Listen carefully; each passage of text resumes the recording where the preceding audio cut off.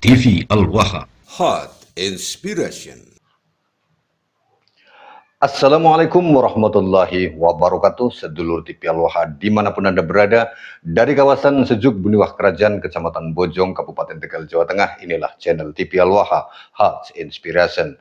Masih tetap kembali bersama saya Bahril Ulum dalam segmen acara Sorotan Bahril, menyorot dengan hati, membahas dengan teliti.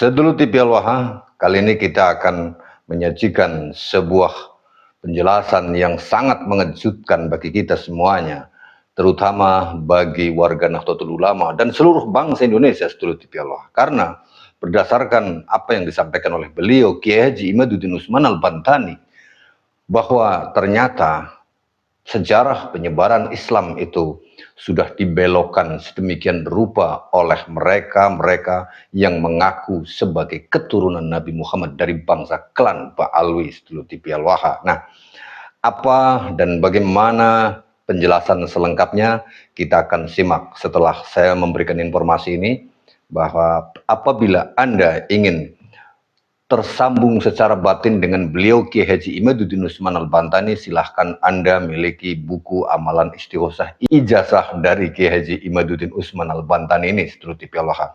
Silahkan Anda hubungi 088221498123. Insya Allah dengan memiliki buku ini Anda akan tersambung secara batin dengan Kiai Haji Imaduddin Usman Al-Bantani dan Gus Abbas, sedulur TV Al-Waha. Serta saya informasikan kepada Anda, ini ada sebuah kiriman buku istighosah ijazah dari Kiai Haji Imaduddin Usman Al-Bantani yang kembali kepada kami ini. Satu, namanya adalah Endang Bahrudin. Beliau telah memesan kepada kami, namun alamatnya tidak diketahui atau penerimanya tidak dikenal. Ini alasan returnya. Dikembalikan karena nama tidak dikenal. Mohon untuk menghubungi kami di 082214981123 karena nomor beliau kayaknya ada gangguan teknis di ponselnya, sehingga nomor beliau sudah tidak terhubung sebagai nomor WA, sedulur TV Al-Waha. Nah, sedulur TV Al-Waha, sekarang kita dengarkan bagaimana Kiai Haji Imaduddin Usman Al-Bantani menjelaskan ternyata sejarah masuknya Islam di Indonesia sudah diacak-acak. Ini dia, sedulur TV Al-Waha. Sejarah masuknya Islam di Indonesia apakah sekarang sudah benar? Lihat di kitab-kitab yang dikarang oleh Ba'lawi. Ada beberapa kitab yang tidak beredar di kalangan umum, tidak beredar di kalangan pesantren, tapi bisa di-download di internet. Ba'lawi mengarang, menulis sejarah masuknya Islam di Indonesia.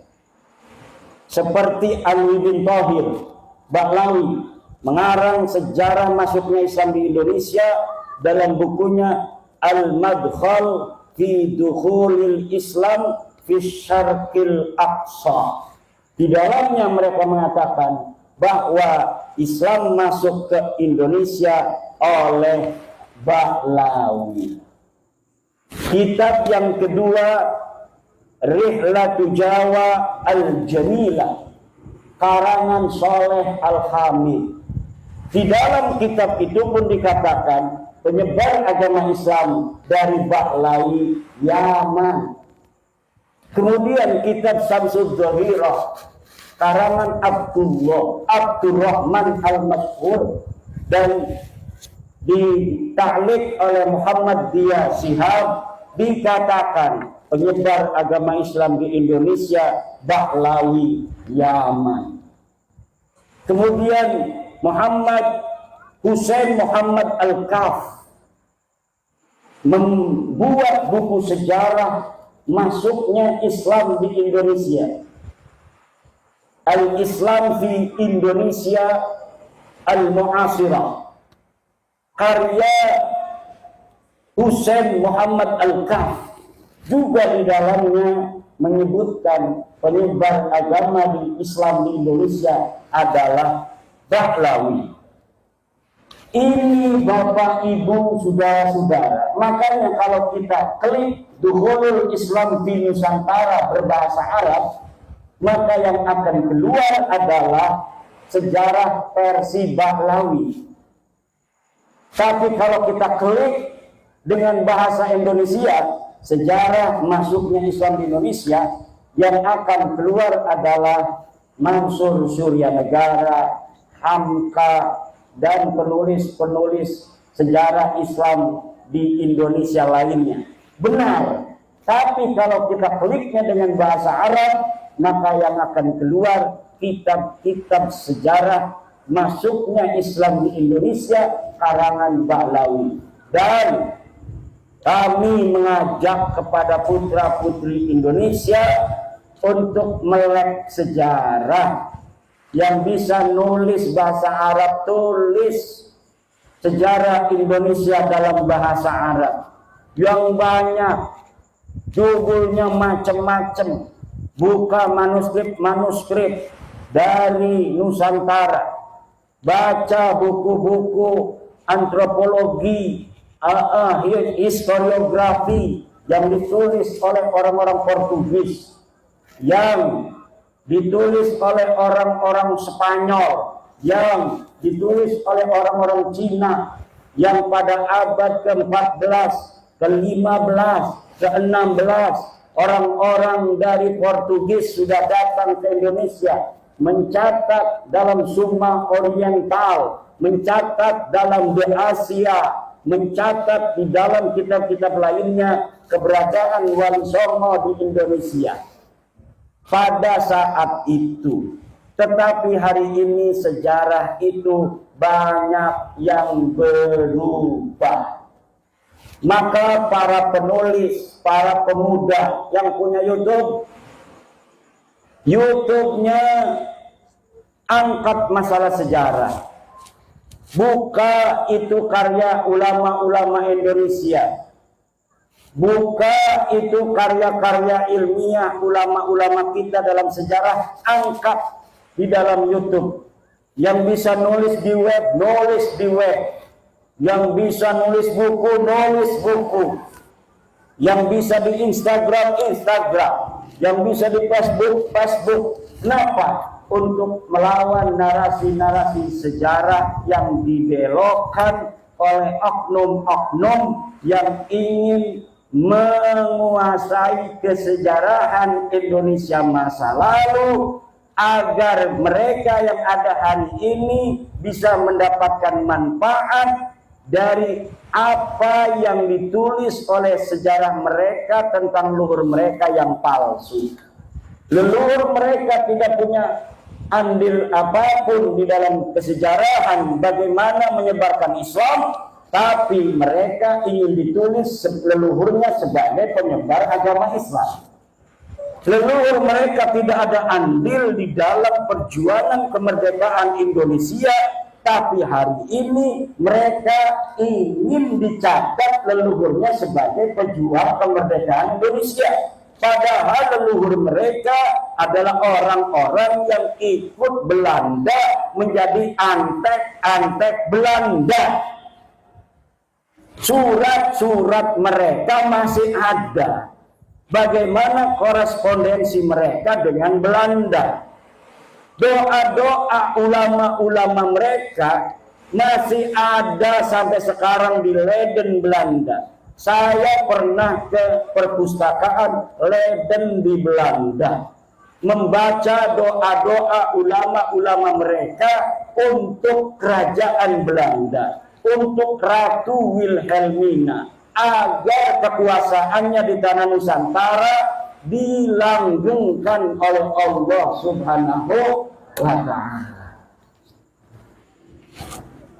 Tapi hari ini mereka ingin leluhurnya dianggap sebagai pejuang. Atau cara yang lain adalah orang-orang yang sudah jelas pahlawan seperti Imam Bonjol, kemudian nasabnya disimpangkan ke Bahlawi. Katanya Imam Bonjol itu marganya bin Syihab. Pangeran Ponegoro marganya itu Mahfud apa? Asegaf. Macam-macam itu dibelokkan. Di Ponegoro marganya apa katanya? Ada Asegaf dari keluarga Bakbud, menganggapnya Pangeran Ponegoro Bakbud. Kemudian dari keluarga bin Yahya menganggapnya bin Yahya. Nah, nanti yang benar yang mana? Semuanya pengen leluhur mereka dianggap pahlawan. Walaupun mereka yakin itu pahlawan palsu, kenapa mereka enggak takut kepada Allah ketika mereka memalsukan itu? Ini pertanyaan besar. Kok kayak enggak takut sama Allah? Kok enggak kayak percaya adanya hari hisab? Mereka tahu Pangeran Diponegoro itu adalah putra daripada Hamengkubuwono III. Udah tahu ada sejarahnya. Dia asli orang Jawa.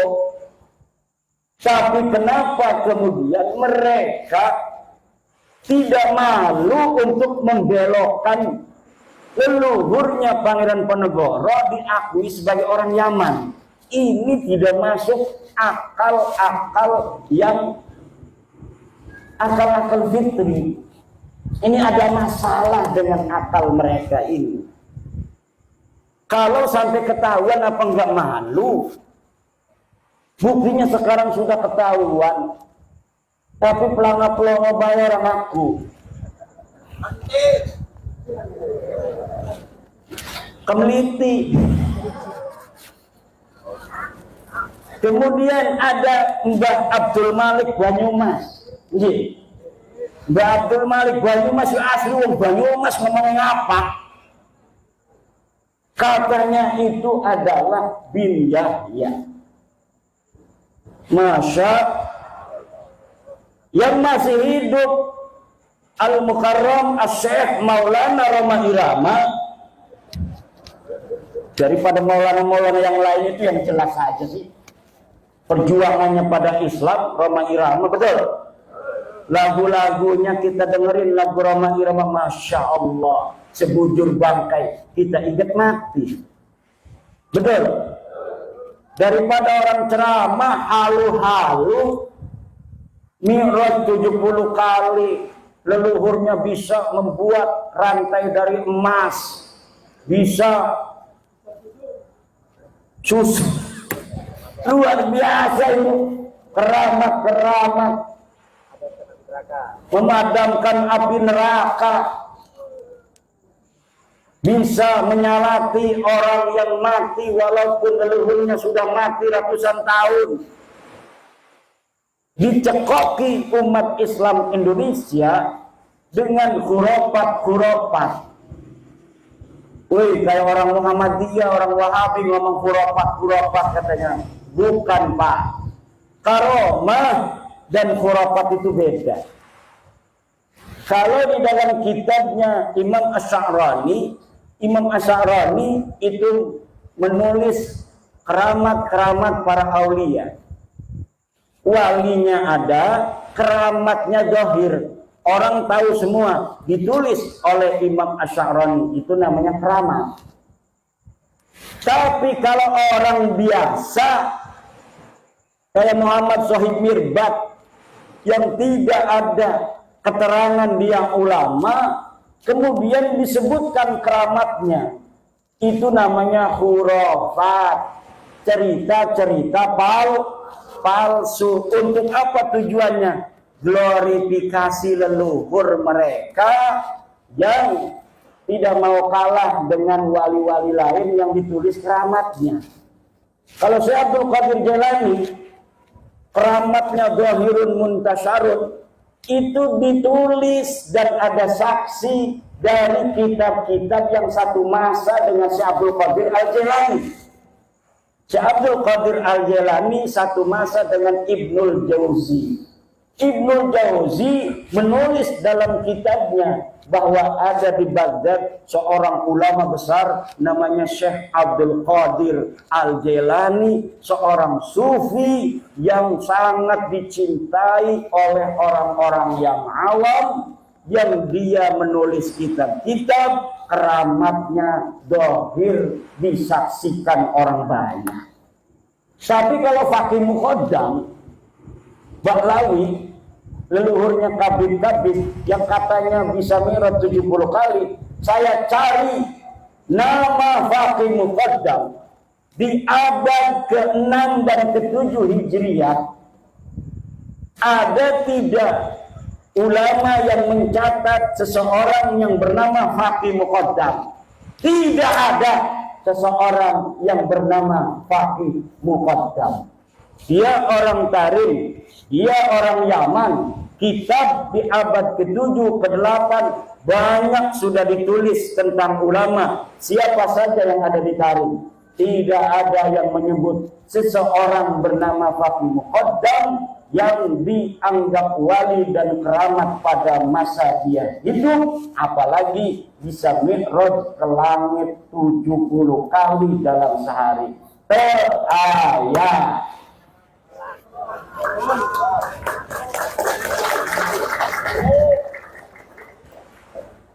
Mari kita jaga negara Republik Indonesia ini. Tugas besar bagi putra-putri Indonesia.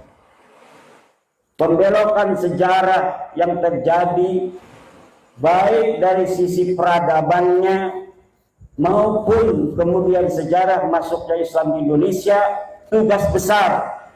Wahai orang-orang di UI jurusan sejarah, calon-calon doktor sejarah, jangan asal comot referensi, tapi verifikasi referensi itu apakah referensi yang dapat dipercaya atau referensi palsu.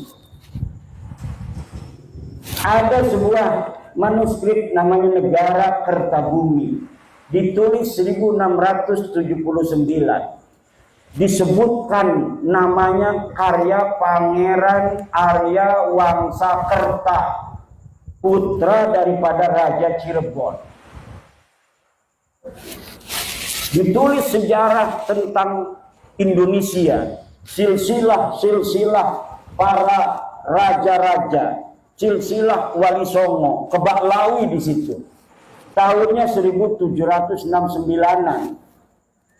Tetapi setelah diuji oleh ahli filolog dari Universitas Indonesia, ternyata kertasnya kertas tahun 1960. Nama manuskripnya manuskrip Negara Kertabumi. Yang bawa HP, tulis, ketik di Google search Negara Kertabumi palsu. Di situ Anda akan bisa membaca bagaimana pendapat para ahli tentang manuskrip Negara Kertabumi, yang salah satu yang ada di dalamnya menyebutkan silsilah Sunan Gunung Jati adalah binnya sama dengan Habib. Siapa yang memasukkan? Wallahu a'lam bishawab. Yang jelas beberapa sejarawan sudah mengutip dari naskah itu untuk dijadikan sebagai referensi. Jadi sebuah skandal ilmiah diciptakan pada tahun 1960-an, ditemukannya pada tahun 1970 itu naskah. Bisa jadi kertasnya itu kertas tahun 1960, tetapi ditulisnya 1970. Karena waktu itu kebetulan Pemda Jawa Barat sedang ada proyek untuk pencarian manuskrip. Mungkin ini skandalnya, ya ini lagi ada proyek nih, ratusan juta. Kita bikin aja manuskripnya, nanti supaya dibeli oleh pemerintah daerah waktu itu yang lagi mencari kesejarahan tanah Sunda. Ini sekarang ini saya dapat untuk mengira-ngira, menganalisa kenapa sekarang ini saya agak cerdas di dalam membongkar kepalsuan-kepalsuan sejarah.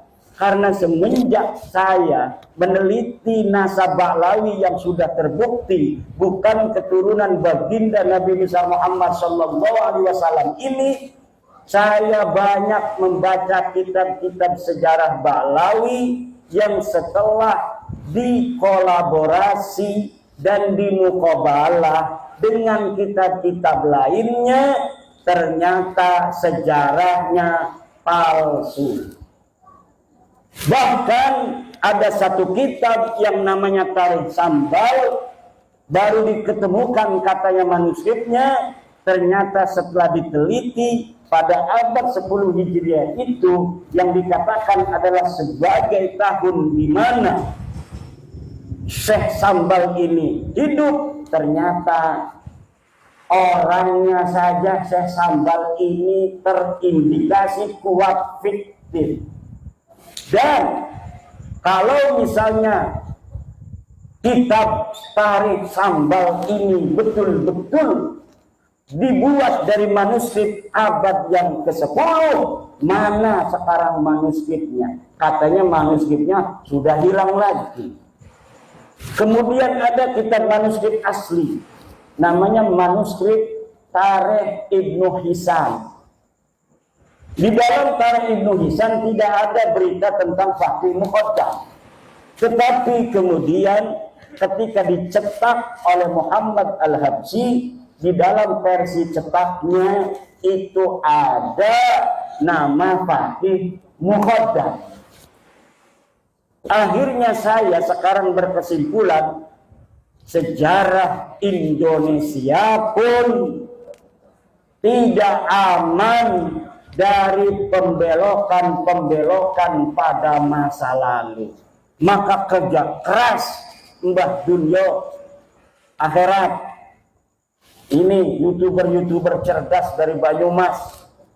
Karena memang kerahnya ini kerah pejuang orang-orang Banyumas.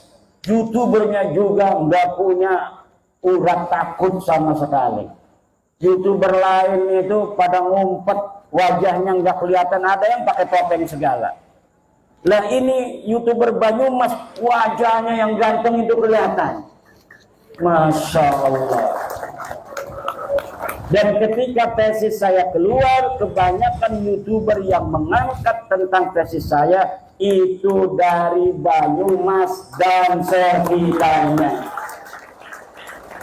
Maka Banyumas akan tercatat dalam tinta sejarah bahwa pada tahun 2002, 2003, 2024 dalam mengungkap siapa sebenarnya Habib Ba'lawi, yang ada tesis mengatakan sebenarnya dengan sesungguhnya dengan hasil penelitian yang seksama teliti bahwa mereka bukan keturunan baginda Nabi besar Muhammad SAW. Di situ ada peran pejuang-pejuang Banyumas.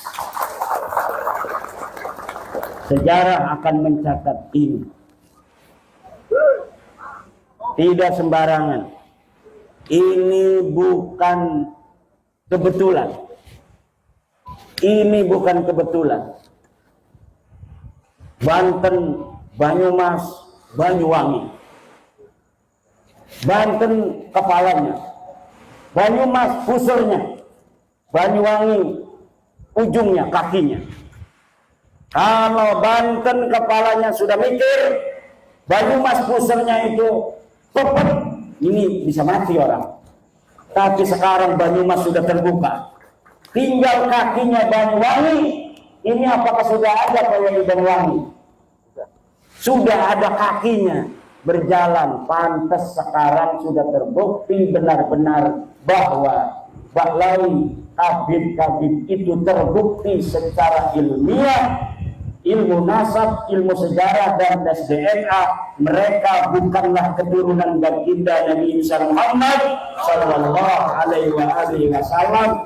Dan ini kita di dalam memutuskan itu tidak berdasarkan kebencian, tidak berdasarkan kajian ilmiah yang sesungguhnya. Kita kasihan kepada mereka. Sekarang kita kasih tahu, ente Bin bukan turunan Nabi, maaf.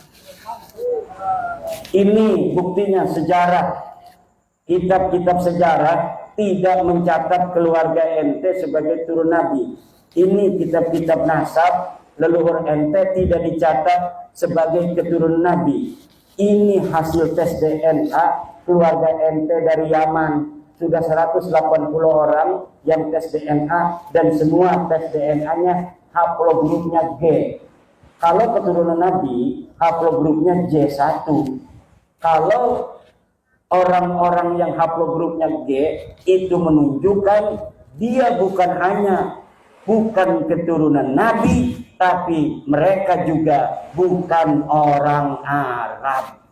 Haplogrup G itu orang Turki yang ada hidup di wilayah Kaukasus. Ini sudah final. Tinggal dipatehain malam ini. Patehain kan nih? Kita patehain bahwa bapak-bapak, ibu-ibu yang hadir pada malam hari ini sudah final hasil penelitian bahwa satu Ba'lawi Habib ini dari bin Syihab, bin Semih, As-Segaf, Al-Idrus, bin Yahya dan sebagainya bukan keturunan baginda Nabi besar Muhammad sallallahu alaihi wasallam. Bi barakati jami'il auliya ittis'ah, bi barakati jami'i auliya'i fi Banyumas, bi jami'i barakati wa karamati Arya Mandalika, wa bi barakati wa karamati Syekh Sunan Gunung Jati Syarif Hidayatullah, wa bi barakati wa karamati Syekh Abdul Qadir Al-Jailani radhiyallahu anhu. Al-Fatihah. Alhamdulillah.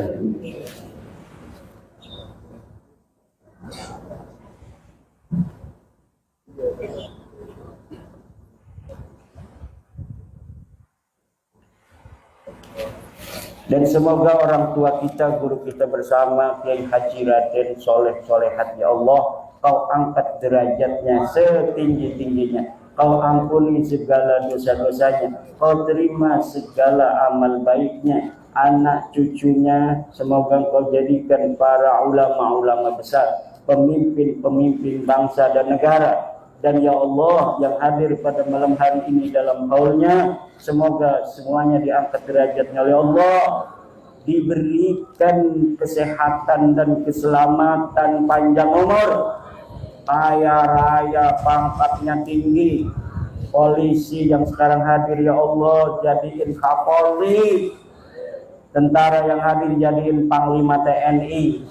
Kalau tidak beliau nanti anak cucunya, amin ya Allah ya Rabbal.